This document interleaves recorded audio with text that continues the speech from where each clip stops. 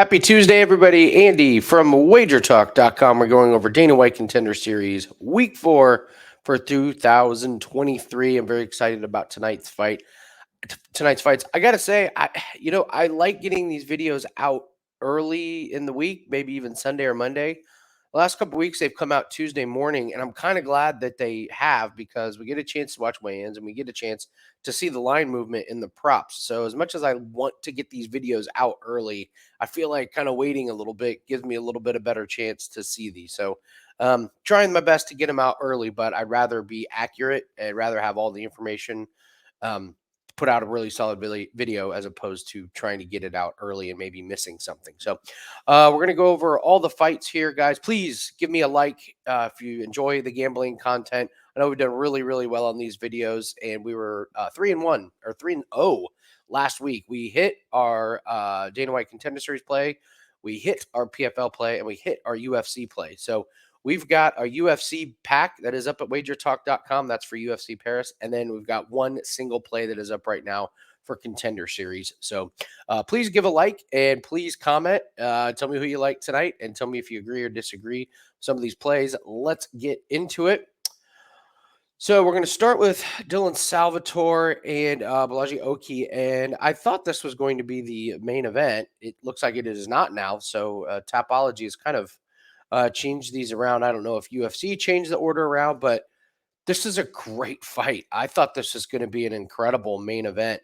And instead, it's going to be the first fight of the night. It's going to be great. Both of these guys I could see in the UFC.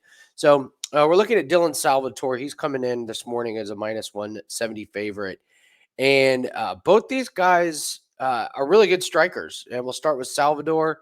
So I'm looking at Salvador here. He's only 5-1, but don't let that fool you. This guy has not fought only 6 times. In fact, he has an extensive kickboxing career. So you can see all of these fights, and he he definitely looks like a kickboxer with his stances. Great leg kicks. I mean, he can be ruthless at times with his leg kicks. Very, very good Muay Thai and kickboxing background. He does leave himself open to takedowns, so I don't know if Oki is going to try and exploit that. But the way Salvador stands, he can definitely be taken down. He has great cardio, and he's improved a lot in the last 3 fights. Like, even physically, you can see he's just gotten a lot better. So I would say Dylan Salvador is on the upswing. The last fight that he lost was because he lost to the clinch game and the ground game. So Oki, if he's looking at film, Oki does have a little bit of a path to victory on this one. And Oki is much more of a boxer. He's going to stand more face to face as opposed to off to the side. He's a good striker, very quick hands. He has fought some bad fighters, but you have to give him credit that he did take care of business. He's looked very good in all of his fights. This knee to the liver was really, really good. The best fighter he fought was 2 fights ago. This guy was 13-0. He won by decision, but this was not a close decision. Oki looked great, and he really beat him up. He did show that he could get takedowns in that fight, but he didn't know what he was doing once he got the takedown. He avoids getting hit pretty good, and he's got good cardio. I got to say, I think Dylan Salvador wins this fight, but minus 170 is not a price I am willing to pay because I think Oki is really good, and I think this fight is going to be close. Wouldn't surprise me if this was a split decision or something very close. Ever so slight lean to Salvador because I think the striking, especially the leg kicks, are going to pay dividends for him. But Oki's a very, very good fighter. Whoever loses this fight, listen, wouldn't surprise me if they got another chance on Contender Series. Or if you have a situation where guy misses weight in UFC or you have an injury, either one of these guys could step in and be a really good last second UFC caliber replacement. So very, very solid fight. I expect to see more of both of these guys moving forward. Betting wise, I can't get there on any of this. If you want to take over 1.5 rounds, I think this goes to decision because these guys are pretty equal. So maybe over 1.5, slight lean on Salvador, but I'm not going to pay that price. No way. Chandler Cole and Thomas Petersen. One of the reasons I'm glad we waited on this video is the line has dropped a bunch on Petersen. Petersen opened at minus 750 here. That was a little ridiculous. Come on. And It's down to minus, I think it's less than minus 400 on DraftKings. So it becomes a little bit more acceptable of a parlay piece if you like it. So I'll start with Thomas Petersen. He's 7-1, and he does have a lot of finishes, but I wouldn't describe his style as very exciting. He does a good job of pushing forward. He'll work the clinch game, and then he'll take guys down where he tends to get to finish on the ground. Um, I do like these last two fights that he took care of business pretty early. And these guys aren't great. Like Corey Mogenberg's not very good, and Richard Foster was pretty decent. That was a solid win. His loss was to Waldo Cortez Acosta, and that loss is aging nicely as Cortez Acosta is really performing well in UFC. And even though Peterson got knocked out in the third round, he was doing fine up until that point. That was a close fight. You could even make the case that he was winning on at least one scorecard. So it was a really solid fight. I wouldn't put too much into that loss. He did get just a little bit tired in the end, but yeah, that being the only loss on his record is not bad at all. And I believe that was Cortez Acosta's last fight in LFA. He moved on to Contender Series and then to UFC. So saying that you lost to a guy that was on his track to have success in the UFC, pretty good. What you can expect from Peterson is to really kind of control the distance and push forward and then close the distance when he wants to push up against the cage, take down, work the ground and pound. He's got pretty good takedowns, and once he gets it on the ground, he's very good. He loves the ground and pound. Chandler Cole, a big dude, man. He's a big guy. He's not going to look super athletic, but he does have very, very quick hands. His feet are okay, but in the end, I just don't think he's got the technique to compete with Peterson. So you look at his record here, and Victor Jones. I mean, listen, he beats him. The guy's 5-17. He does win a kickboxing fight. That guy's record is horrific. And then, he wins against Anthony Horn, who's 8-11. Showcase MMA, not the best quality of opponents here. He lost to Jordan Heiderman. I believe that was on the Ultimate Fighter. And then he got killed by Ante Delia. But, who doesn't? I guess my problem with him is anytime he's fought somebody good, he loses. Okay, so he's winning against a guy that's 0-5 and 8-12. It's just, I just don't think he's going to have what it takes to finish Peterson, which I think he's going to have to finish Peterson because if he doesn't, I think Peterson's just going to control him. My guess is Peterson probably gets the finish, but Cole's a tough guy.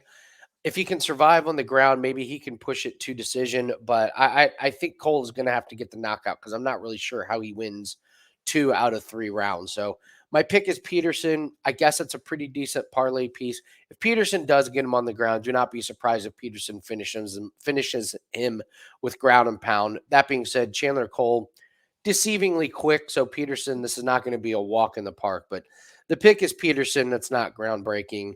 I know the under in this fight is under 1.5. It's pretty juicy. I would lay off of that one because, like I said, Cole is pretty tough, so he might be able to give Peterson a run for his money. But in the end, I think Peterson gets him down, wins by finish.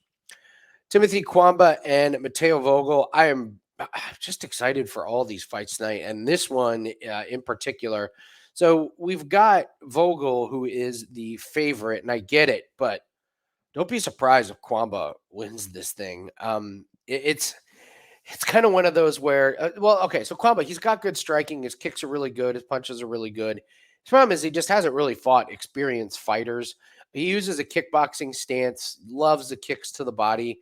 He's 6-1, but I worry that his level of competition has just not really tested him a whole lot. I mean, he's fighting in the Icon FC against a guy that only had 4 fights. This guy's 4-5. This guy's 2-1. He lost from a rear naked choke, but he's got a decent amount of amateur fights. I love his to the eye test. I love him. I think he's fast. I think his striking has gotten a lot better. I wouldn't be surprised if he has a really, really good showing here, but he's going up against going up against a tough fighter in Mateo Vogel, who's 8-2. His last loss, Damon Blackshear. There's another loss that is not aging bad at all. It's aging pretty good. Blackshear's been looking pretty good. And so we see again, we got a fighter here that's last lost is to a guy that is, moving up the ranks in the UFC. So his last two fights, he looked really, really good. He fought a really tough guy in Drew Brokenshire. That was a really good fight. Brokenshire 18-8. And then Taylor Christopher, he gets the ground and pound, but it was a pretty dominant performance. Vogel's very, very patient. He likes to set up his opponents, and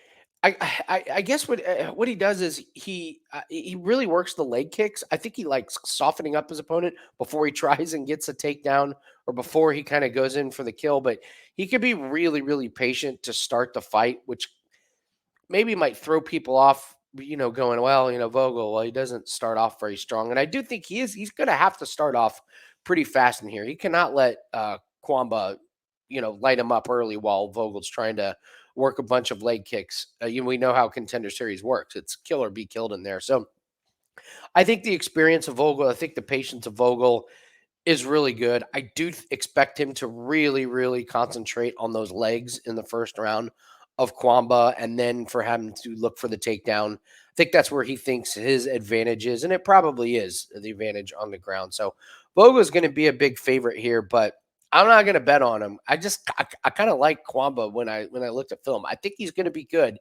and I think he's going to have the speed advantage. When the fight starts, he's going to be a little bit faster, and I think Vogel will slow him down by working those leg kicks, but it wouldn't surprise me if Cuamba had a really good showing here, landed some good shots, and made this first round pretty interesting. If it gets out of the first round, I kind of like the experience of Vogel to take over, and I like some of the wars that he's been in to come through. So I don't think I'm going to get to the window on Vogel. My pick, you know what? For video purposes, I'm going to pick Cuamba. I'm going to pick him to pull the upset here. I just like what I've seen on film from him. And I think if he lands early and often with some of those kicks, especially to the body, I think he can do some damage and make this fight interesting. So not all these favorites are winning on Contender Series. So I'll say Cuamba pulls the upset here. Belgaroui and Marco Tulio Silva. This is another good one. And Belgaroui is another guy where he's 5-2, but I mean, my God, look at this kickboxing record. Israel Adesanya, Alex Herrera. So this guy's fought Alex Herrera like what, 4 times, 3 times. So he is again another kickboxer, fantastic striking. However, when we look at his MMA record, it's 5-2, and the losses.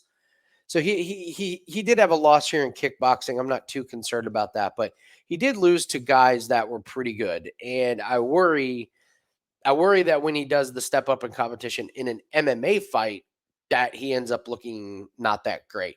The last 2 wins that he had, these guys are not very good fighters. I mean, it was pretty obvious, and Belgaroui is, how do I say this politely, a little bit of a front runner. If he's physically dominating opponent, he looks great.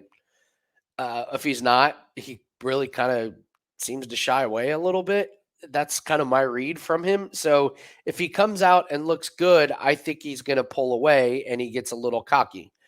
If he realizes right off the bat that Tulio is game and Tulio is as equal, if not maybe a little bit better physically, I think Tulio kind of takes this thing. So Marco Tulio Silva, he's 9-1, and what you're looking at with him is he's got a lot of TKOs, but I think his path to victory here is working the takedowns. His last opponent, he really took him down for a while and held him there for most of this first round.